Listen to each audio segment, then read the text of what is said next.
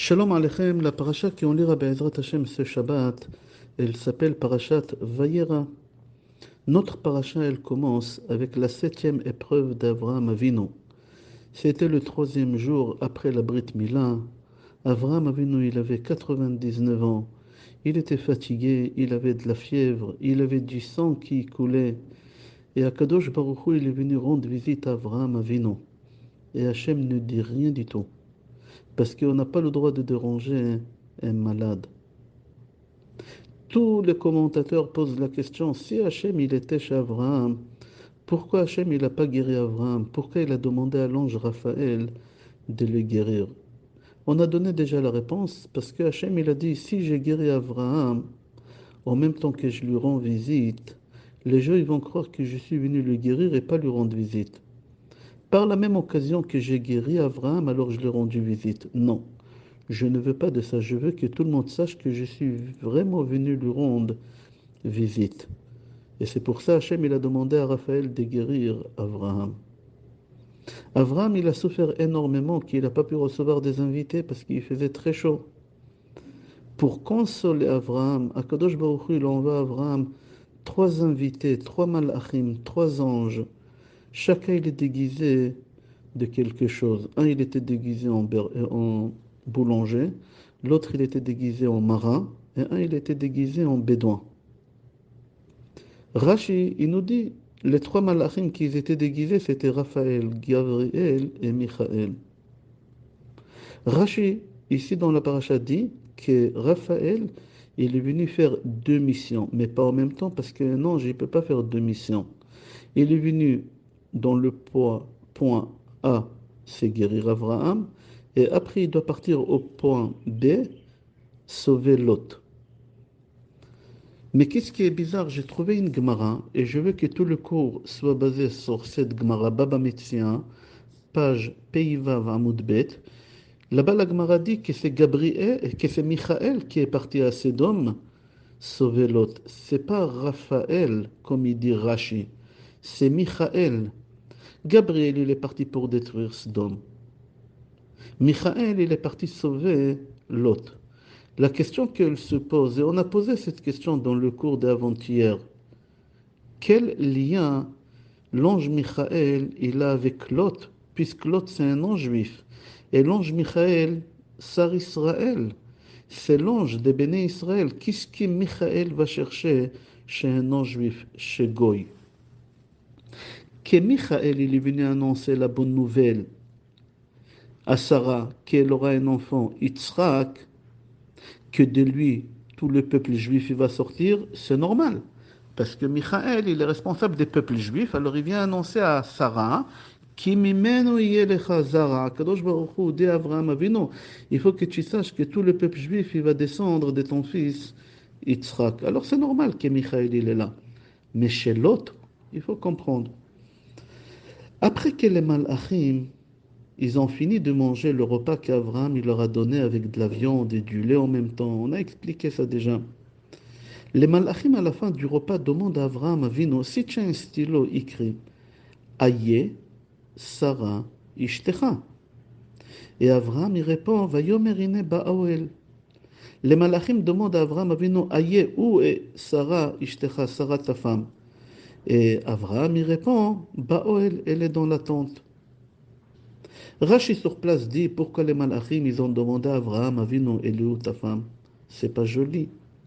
Rashi répond, Kedele chaveva be'ene ba'ala, shaita tsnoa.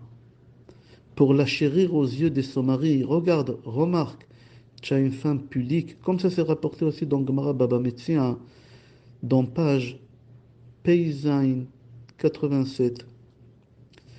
J'aimerais comprendre quelque chose. Avraham Avinu, il a épousé Sarah quand lui, il avait 25 ans, et Sarah, il avait 15 ans. C'est-à-dire, ça fait 75 ans de mariage, et quand même les anges, ils essayent de chérir Sarah aux yeux d'Abraham. Après 75 ans de mariage, on doit faire entretenir la relation de Shlom Bayit entre Abraham et Sarah. Alors on dit oui. Il y a des gens qui y croient parce qu'ils sont mariés, ça fait 10 ans, 15 ans, 20 ans, 30 ans. Ils peuvent se permettre à faire des choses devant leur femme ou devant leur mari. Et ils disent tout est acquis, on est déjà marié, ça fait 30 ans de mariage, on est habitué. Pas du tout. Pas du tout. Même après 75 ans de mariage, les malachim, ils veulent nous enseigner qu'on doit entretenir nos relations comme le premier jour. Comme au premier jour, tu prenais ta douche 2 fois par jour et tu t'es parfumé. Comme ça, tu dois faire jusqu'à ton dernier jour, même après 75 ans de mariage.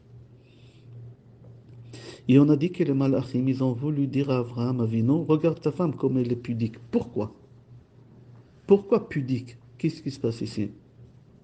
Le Kliakar, il ramène une Gemara, Megillah, page Yud, Amud Bet. Là-bas, il dit, Kol kala shi'itznoa, chaque femme qui est pudique, Zocha, elle aura le mérite, shi'itzu mimena melachim unvi'im. Elle aura le mérite que d'elle, ils vont sortir des rois et des prophètes. Et la preuve, là-bas, la Gemara dit, de Tamar, la belle-fille de Yehuda. Je ne comprends pas qu'est-ce qu'elle fait Tamar dans notre paracha. Quel lien il y a entre la façon que Tamar elle était pudique avec la façon que Sarah elle était pudique? On va essayer de comprendre ensemble, Bezrat Hashem, c'est rapporté dans Parashat Vayeshev. Au moment que Tamar elle a appris que son mari Yehuda il est devenu veuve, c'est-à-dire que sa belle-mère elle est morte, elle est partie et elle s'est assise quelque part et elle s'est déguisée comme une femme prostituée. Regarde dans Bereshit, chapitre 38, Pasuk Yud Gimel. ויוגד לתמר לאמור, הנה חמיך עולה תמנתה לגוז צונו, ותסר בגדי אלמנותה מעליה, ותכס בצעי ותתעלף, ותשב בפתח עיניים. Quand Tamar elle entend que sa belle-mère elle est décédée, et maintenant son mari il est célibataire, c'est-à-dire son beau-père, qu'est-ce qu'elle fait? Elle va se déguiser comme une prostituée. Comment? Vatechas betsaïf. Elle s'est couverte avec une très grande écharpe. Qu'est-ce qui est bizarre? Tamar, elle veut se déguiser pour une femme prostituée et elle se couvre avec une très grosse écharpe. Une prostituée, c'est le contraire. Là-bas, la Gemara dit, d'ici tu apprends Tamar combien elle était pudique. Même son beau-père, s'il aurait vu Tamar dans la rue, jamais il l'aurait reconnu. Parce que jamais il a regardé le visage de sa belle-fille quand elle était mariée avec son premier fils et quand elle était mariée avec son deuxième fils. Elle a passé beaucoup de Shabbatot chez son beau-père. Mais elle était tellement pudique, cette femme, que son beau-père, jamais il a vu son visage. Pourquoi je ramène tout ça? Parce qu'on a dit tout à l'heure, chaque femme ou chaque homme qui se comporte pudiquement, il aura le mérite que ses descendants ils vont être rois ou prophètes, Be'ezrat Hashem. Et Tamar, elle s'est comportée dans une façon pudique, à tel point qu'elle a eu le mérite qui est sorti d'elle et de Yehuda Peretz, de Peretz Ishaï et d'Ishaï, le roi David, le roi Salomon, le Mashiach, tout le monde ils ont sorti de Tamar. Pourquoi? Parce qu'elle était pudique. Alors le point commun qu'on a entre Sarah et Tamar, c'est que tous les deux ils étaient pudiques. Et c'est pour ça les anges ils disent à Abraham, Aye Sarah Ishtecha. Aye Sarah Ishtecha. Prends le premier lettre de Aye Sarah Ishtecha et marque-les à côté, on aura besoin pour tout à l'heure. Aye Sarah Ishtecha, les premières lettres, c'est Aleph, après Shin et après Aleph. Donc, Mara Megillah, page Yud Gimel Amud Bet, c'est rapporté là-bas, puisque Rachel Imenu, il était pudique, elle a eu le mérite d'avoir un enfant, un descendant roi, qui est Saül. Et puisque Saül lui-même, il était pudique, il a eu le mérite d'avoir de lui qui une descendance, Esther Amalka. D'ici, on apprend quand une femme, il est pudique, quand un homme, il est pudique, les descendances qui vont sortir d'eux, ça va être des rois ou des prophètes. Dans le Midrash Agadol, c'est rapporté que tout le rêve de Tamar, c'était d'avoir que David Amelech y sortira d'elle. C'est rapporté là-bas encore quelque chose qui est important, qu'on aura besoin pour la fin de cours, que quand Yehuda il est parti à Timnata, et sur la route il voit sa belle-fille, il ne savait pas que c'était sa belle-fille, il a cru que c'était une prostituée. Alors Yehuda, il a continué, il n'a même pas regardé cette femme, ça ne l'intéresse pas. Mali Vala, comme ça c'est marqué. Et il a continué sa route. Et là, Tamar, elle s'est dit, attends, je comprends pas, mon but à moi, j'ai fait tout ça pour qu'il vienne avec moi. Parce que je sais que de lui et de moi, on aura le Mashiach. Et quand il a vu que son beau-père, il est parti, il n'a même pas calculé, tout de suite, il a prié à Kadosh Baruch Hu. Et à Kadosh Baruch Hu, tout de suite, il a envoyé l'ange Michael, il a dit, tu fais tout pour que Yehuda aille avec Tamar. Je résume, qu'est-ce qu'on a dit jusqu'à maintenant? Michael, il va annoncer à Sarah la bonne nouvelle qu'Yitzhak, il viendra au monde. Michael, il descend ici sur terre pour sauver Lot de Sodome. Et troisième chose, Michael, il prend Yehuda, il le ramène chez Tamar. On continue. C'est marqué dans le Shlah HaKadosh, Shteluchot Abrit, qui rapporte une Gemara Psachim, page Kufyotet Amud Bet, Darash Rav Aviram, Zimni Namar le Mishme de Rav Ashi. Est-ce que tu peux me traduire le pasuk dans Sefer Bereshit, chapitre 21, pasuk 8, Vaïgdal Ayeled Vaïgamal. Et là-bas, le Shlah HaKadosh dit que Bezrat Hashem, quand le Mashiach il va venir, HaKadosh Baruch Hu, il va faire Saudat Mashiach, et tous les tzadikim ils vont être dans cette repas-là. Et à la fin de ces repas, HaKadosh Baruch Hu, il va donner le verre de Kiddush pour faire Zimoun à Avraham Avinu. Avraham Avinu, il va dire non, je ne mérite pas parce que j'ai ramené au monde Ishmaël. Hachem, il va dire à Yitzhak, fais Kiddush toi. Yitzhak, il va dire non, parce que de moi est sorti Esav. Hachem, il va dire à Yaakov, fais Kiddush. Yaakov, il va dire non, parce que j'ai épousé deux sœurs quand ils étaient vivantes en même temps. Et la Torah, elle va nous interdire cette chose. Alors Hachem, il va dire à Moshe, Moshe, fais Kiddush toi. Moshe, il va dire, je ne peux pas, parce que j'ai pas eu le mérite de rentrer en Eretz Israël, ni dans mon vivant, ni dans ma mort. Akadosh Baruch Hu va dire à Yoshua ben Nun, fais Kiddush toi. Yoshua, il a dit non. Mishum shelo zachiti leben. Jusqu'à David Amelech. Et là, David Amelech, il prend le verre, et il va faire la bracha. Et il va dire, moi je suis plus apte que vous tous ici, mieux qu'Abraham, Yitzhak, Yaakov, Moshe, Aaron et Yosef. Moi je suis le mieux apte que vous de faire le Kiddush. Chez Nehemar, comme ça il dit David Amelech dans Tehillim, Kuftet Zain. Kos Yeshuot Esa, ou Pshem Adonai Ekra. Kos Yeshuot Esa. Comment tu écris Esa? Aleph Shin Aleph. Tu l'as écrit tout à l'heure à côté. On va continuer, tu vas comprendre des belles choses, Bezrat Hashem. La question qu'elle se pose, pourquoi David Amelech, il est sûr de lui qu'il est apte mieux que tout le monde de faire Kiddush? Il continue le Shlah Kadosh, il dit que dans le Tehillim, David Amelech, il dit à Kadosh Baruch Hu, Anna Adonai, ki ani avdecha ben amatecha, pitachta le moserai. S'il te plaît, à Kadosh Baruch Hu, je te remercie, pitachta le moserai, que tu as ouvert les menottes que j'avais dans mes mains. David Amelech dit à Kadosh Baruch Hu, Hachem, les menottes que j'avais dans mes mains, tu me les as ouvertes, je te remercie. Quelles menottes David Amelech dit ici? De quelles menottes il parle? Il avait deux menottes, il était prisonnier deux fois. La première fois, David Amelech il vient d'une famille des Moav. Son arrière-grand-mère, c'est qui? C'est Ruth Moavia. Et dans la Torah, c'est marqué Lo yavo amoni ou Moavi bikal Adonai ad olam. Qu'on ne peut pas se marier avec quelqu'un des Ammon et Moab. Et moi, je suis prisonnier, je ne peux pas me marier avec une femme juive normale. Alors ça, c'est une menotte. Il dit le Shlah Kadosh, la deuxième menotte que David Amelech il avait, que ses frères ils l'ont soupçonné que c'était un bâtard. David Amelech il dit dans les Tehillim, Muzar haïti be'enechai, al tikri Muzar el mamzer. Mes frères ils ont cru que j'étais bâtard pendant 28 ans. Qu'est-ce qui s'est passé là-bas? La maman de David, elle a fait quelque chose comme elle a fait Rachel et Léa. Ils ont fait Rachel et Léa. Léa, elle est rentrée dans la chambre de Yaakov et Rachel, elle est sortie. Et c'est exactement ce qui s'est passé avec la maman de David, avec son mari Ishaï. Et David, il est venu au monde comme ça. Qu'est-ce qui s'est passé là-bas? Ishaï, il s'est séparé, il n'a pas divorcé de sa femme. Il s'est séparé d'elle pendant 3 ans. 3 ans après, Ishaï dit à sa servante, ce soir on va se marier.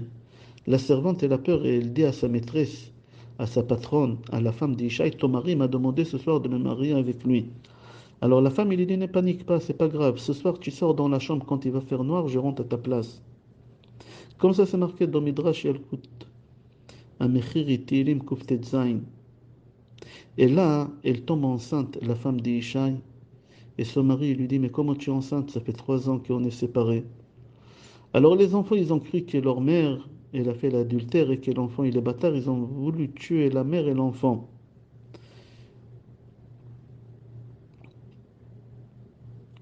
Le papa, il leur dit, attendez qu'elle accouche d'abord. Et au moment qu'elle accouche, qui vient au monde? David Ameler. C'était le deuxième homme au monde après Esav qui était roux. Isha, il leur a dit, laissez-le tranquille. On va le prendre, il va être berger. Et le métier de berger, il est très dangereux. Il va se faire dévorer par une bête sauvage. Il va mourir de lui-même. Laissez-le. Pendant 28 ans, David, il quitte la maison. Pendant 28 ans, il est berger. Pendant 28 ans, David, il vit avec l'idée que son père, il attend sa mort. Et c'est là-bas qu'il a écrit 80% des Tehillim. Akadosh Baruch Hu dit au prophète Shmuel, va chez Ishaï Bet Alachmi, à Bethléem. Un de ses enfants, tu vas le couronner comme roi sur Israël. Quand Shmuel il arrive là-bas, il voit le premier fils, Eliav, Mishichmo Vamala, un bel homme, grand de taille. Il est impressionnant. Shmuel, il a cru que c'est lui le roi. Mais Hachem, il dit à Shmuel, Al tabet el mar'eu ve'el gova komato ki me'astiu ki lo asher yir'e Adam ki Adam yishpot lifnei einav ve'Adonai ro'e et halev. C'est-à-dire que Shmuel, quand il avait un bel homme, grand détail, impressionnant, il avait beaucoup de bonnes qualités, il a dit ça doit être lui. Et Hachem dit à Shmuel, Shmuel, arrêtez-vous les hommes, vous jugez les gens par rapport à leur euh, comment il se présente extérieurement. Mais il faut regarder à l'intérieur comment il est. Celui-là, il n'est pas bon, je ne l'aime pas. Et c'était comme ça le deuxième, le troisième, jusqu'au septième, aucun. Et là, Shmuel dit au papa, Ishaï, Atamo anaharim, tu n'as plus de garçons? Et lui, il dit, Tamo, j'ai plus des enfants. C'est pas qu'il a menti, pour lui, c'était pas son fils. Et là, Shmuel lui dit, c'est pas possible, Hachem, il m'a dit que tu as encore un enfant qui doit être roi. Et là, il lui dit, Katan v'uru etson. J'ai encore un enfant, un petit, il est berger. Et là, David Amelech, il arrive à la maison après 28 ans. Et l'huile pour oindre le roi, il commençait à être effervescent de lui-même. Il bougeait tout seul. Et là, Shmuel, il couronne David comme roi. Et il embrasse David sur la tête et il lui dit, Amar Adonai Eli, Elai, béni Ata. Il a couronné comme roi. Et là, sa mère, la maman de David qui était à côté, comme ça se marquait dans Télim 118, Pasuk 22, Even Maasu Abonim, Even, des pierres vous avez jeté mes enfants sur lui, vous l'avez traité des bâtards. Aïta le roche pina, maintenant il est devenu roi. Et là, les enfants, ils répondent, c'est la suite de Pasuk, mais et Adonai Aïtazot, iniflat be'enenu. C'est Hachem qui a voulu que ce soit comme ça. C'était caché de nous. Et là, tout de suite, tout le monde, ils ont commencé à chanter Ze'ayom asa Adonai nagila venismechabo. Et là, David Amelech, il dit, je suis apte mieux que vous tous faire le zimoun quand le Mashiach il viendra. David Amelech, il a pris un verre de kiddush quand sa mère, elle a dit Ze'ayom asa Hashem nagila venismechabo. Et il a dit Kos yeshoot esa. C'est-à-dire que David Amelech, il était prisonnier dans une menotte 2 fois. Une fois parce qu'il était Moavi et une fois parce qu'on a cru qu'il était Mamzer. Et là, on va faire un résumé de ce cours pour comprendre tout. Au début du cours, on a demandé pourquoi Michael il est parti sauver Lot. Qu'est-ce que Michael il a à faire avec Lot? Lot, c'est un non-juif. Michael, c'est le roi des juifs. Le Chidush Harim, il pose une question. Il dit pourquoi Gabriel il est parti chez Abraham Avinu. Gabriel, il devait aller détruire Sodome. Qu'est-ce que tu vas chez Abraham? Va à Sodome. Gabriel, il n'avait rien à faire chez Abraham Avinu. Une très belle réponse de Chidush Harim, et on va comprendre tout le cours, Be'ezrat Hashem. Il dit les Chidush Harim, quand Akadosh Baruch Hu, il a dit à Gabriel d'aller détruire Sodome, Gabriel, il a posé une question à Hachem, il a dit Hachem, je vais détruire Sodome, mais est-ce que j'ai détruit Sodome avec Lot, ou d'abord je retire Lot de Sodome et après j'ai détruit Sodome? Pourquoi Gabriel il a voulu sauver Lot? Parce que Gabriel il savait que dans Lot, il y a le Mashiach, il y a Ruth, Naama, David Amelech. Alors Gabriel il a dit à Hachem, j'ai tué Lot avec Naama, avec Ruth, avec David, ou Akadosh Baruch Hu répond à Gabriel, il lui dit, va chez Avraham Avinu avec Raphaël et Michael, et là-bas tu auras la réponse, est-ce que tu sauves Lot ou tu sauves pas Lot? Chez Avraham Avinu, il y a la réponse. On va expliquer pourquoi. C'est rapporté dans Gemara Yoma, page 76, Ain Vav Amud Bet. Au moment que David Amelech il a tué Goliath, Shaoul il a dit, c'est lui qui tue Goliath, je lui donne ma fille. Là, David il tue Goliath et il veut lui donner sa fille. Mais avant de lui donner sa fille, il se renseigne qui est la famille de David. Qui est sa famille? Et là, Doeg a Adomi dit à Shaoul, écoute, lui, David, c'est le fils d'Ishai. Sa grand-mère, c'est Ruth, elle est Moavia. Et c'est marqué dans la Torah, dans Sefer Dvarim, chapitre 23, pasuk 4, Lo yavo Amoni ou Moavi bik'al Hashem ad olam. Qu'on ne peut pas se marier avec David. On ne peut pas se marier avec David parce qu'il vient de Moab. Alors, avant de poser qui est sa famille, comment il est ce garçon pour ma fille, pose-toi la question, est-ce qu'il peut se marier avec ta fille déjà? C'est-à-dire, d'après Doeg Adomi, David, il ne peut pas se marier avec un juif normal. Et là, on reprend Doeg Adomi, on lui dit, tu te trompes. David, il peut se marier avec une femme juive. Pourquoi? Parce que quand Ruth, elle est partie chez Boaz et elle a voulu se marier avec lui, Boaz, il a dit, attends, je vais aller demander des Zekenim, je vais demander au tribunal, est-ce que j'ai le droit de me marier avec toi? Parce que toi, tu es Ruth à Moavia, tu es des Moav. Et Boaz, il a demandé aux Skenim, et les Skenim, ils lui ont dit, tu peux te marier avec une Moavite. C'est-à-dire, chaque homme juif, il peut épouser une femme des Moav. Mais une femme juive, elle ne peut pas épouser un homme des Moav. Pourquoi on n'a pas le droit de se marier avec un Ammoni et Moavi? La Torah, elle dit, parce qu'ils ne vous ont pas accueillis avec du pain et de l'eau quand on est sorti d'Égypte, ils ne nous ont pas accueillis avec du pain et de l'eau. Et là-bas, les skenim, les tribunaux, ils ont tranché la halakha. Que quoi? Que les hommes juifs, ils peuvent épouser des femmes moavites, mais les femmes juives, ils ne peuvent pas épouser des hommes moavites. Pourquoi? Parce que quand on est sorti d'Égypte, ils ne nous ont pas accueillis avec du pain et de l'eau. Qui doit accueillir un invité? C'est le mari, c'est l'homme il reçoit les invités. C'est pas la femme. La femme, elle est pudique. Alors on ne peut rien reprocher aux Moabiotes qui ne nous ont pas accueillis avec du pain et de l'eau parce qu'ils n'ont pas le droit de nous accueillir. C'est pas pudique. C'est-à-dire que cette halakha, elle a été tranchée où? Au Beth Din de Boaz. Comme ça, ils ont dit à Doeg Adomi. Alors Doeg Adomi, il leur dit, mais de où vous avez appris cette halakha-là? Qu'une femme, c'est pas à elle de sortir à recevoir des invités, alors on ne peut rien reprocher aux femmes des Moab. Ils ont dit, mais on apprend ça des Sarai. Mais non. Quand les Malachim, ils sont venus à la maison d'Avraham Avinu, ils lui ont posé la question à Avraham, Aïe Sarah Ishtecha, où est Sarah ta femme? Pourquoi ta femme, elle ne nous sert pas à manger? Pourquoi c'est toi? Avraham, il leur a répondu, une femme, elle n'a pas à sortir vers les hommes pour leur donner à manger, c'est pas pudique. C'est le mari qui doit leur donner. Maintenant, on comprend qu'est-ce qui fait Gabriel chez Avraham Avinu. Gabriel, il est parti apprendre la halakha qu'Avraham, il a tranché, qu'il faut aller sauver Lot, parce que les filles de Lot, ils vont ramener Ruth. Et on peut se marier avec une femme des Moab, mais pas avec des hommes des Moab. C'est-à-dire qu'Avraham Avinu, il a tranché la halakha qu'une femme, elle ne sort pas à la rencontre des hommes. Et c'est pour cela on a le droit de se marier avec des femmes des Moab. On a posé la question, quel lien il y a entre Michael, l'ange Michael, qui c'est le Sar Israël, qui c'est le roi des Juifs, avec Lot qui est non-juif.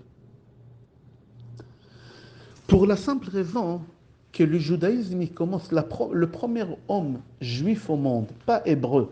Abraham Avinu, il était hébreu. Le premier homme juif au monde, c'est Yitzhak. C'est marqué dans la Torah, Kadosh Baruch Hu de Abraham Avinu. Ki mimeno ikare lecha zara. À partir de Yitzhak, le peuple juif, il commence. Qui vient annoncer la première naissance de premier juif au monde? C'est Michaël, c'est normal, parce que Michaël, c'est le roi, c'est l'ange d'Israël. C'est-à-dire le judaïsme il commence par Yitzhak, alors c'est normal que Michaël il est là. Et le dernier homme juif au monde, c'est qui? C'est David Melech Mashiach.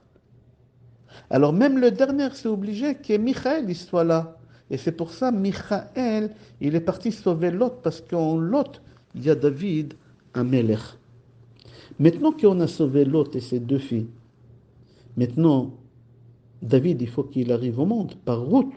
Et il a besoin d'un mari. Il faut lui trouver un mari. Comment on va trouver maintenant à Ruth un mari? Voilà, on a tout fait pour que Ruth elle vienne au monde parce qu'elle est là, le Mashiach. On a sauvé l'autre pour que Ruth elle vienne. Maintenant, elle a besoin d'un homme. Où on va lui trouver cet homme qui s'appelle Boaz? Souviens-toi, au début du cours, on a dit que Michaël, il est parti chez Tamar. Il lui a ramené son beau-père Yehuda. Tu te rappelles, on a dit que Yehuda, il a vu que c'était une femme prostituée, il n'a pas voulu s'arrêter, il a continué, il n'a même pas regardé. Et là, Michaël, il est parti, il a attrapé Yehuda par force et il l'a ramené chez Tamar. Pourquoi? Parce que des Tamar et Yehuda, le Mashiach, il va venir. Qui sait? Il est sorti de Peretz et de Peretz. Il est sorti, etc. Jusqu'à Boaz. Boaz, il se marie avec Boaz, il se marie avec Ruth. Après, il y a Ishaï, et d'Ishaï, il y a David, Amelech. C'est-à-dire que David Amelech, il est venu au monde grâce à une halakha qu'Abraham Avinu, il a tranché chez lui à la maison. Dans le livre Shvile Pinchas, dit, c'est pour ça David Amelech dit, Kos Yeshuot Esa. Kos Yeshuot. Yeshuot, c'est délivrance. Que toutes mes délivrances, ils ont arrivé grâce à qui? Grâce à qui? Ce que Abraham Avinu, il a dit Essa. Tu as écrit Essa tout à l'heure, Aleph Shin Aleph. C'est quoi Aleph Shin Aleph? C'est Rachet Tevot, Aye Sarah Ishtecha. David Amelech, il prend le verre de Kiddush, il dit Kos Yeshuot Essa. J'élève mon verre et je remercie Abraham Avinu, que parce qu'il a répondu sur la question Aye Sarah Ishtecha, Ine Baoel, je suis venu au monde. Parce que si Sarah elle serait sortie à la rencontre des anges, on n'aurait pas pu sauver l'autre. Et on n'aurait pas eu Ruth, et on n'aurait pas eu Boaz, et on n'aurait pas eu David. Le Shla Kadosh dit, pourquoi David Amelech, il dit, moi je suis apte mieux que vous tous faire le Kiddush? Parce que dans la halakha, il dit que toujours le propriétaire, le Baal Abait, il fait un motzi, et l'invité, il fait le Kiddush. Et qui c'est l'invité entre Avraham, Yitzhak, Yaakov, Moshe, Aaron et Yosef? C'est David. David, il vient des convertis, c'est l'invité dans le peuple juif. Tous les autres, ils étaient juifs de naissance depuis Yitzhak Avinu. Le seul qui ne vient pas une lignée directe d'Yitzhak Avinu, c'est David Amelech. C'est pour ça, David Amelech, il leur dit, c'est moi que je dois faire le kiddush, mieux que vous tous, parce que moi je suis l'invité. C'est-à-dire, dans notre paracha, on parle ici de la Geoula Nitzrit, de la délivrance éternelle du peuple juif. C'est-à-dire tout le Mashiach, tout David Amelech, il est dans notre paracha à nous. Où tout commence par Kos Yeshot Essa, Essa.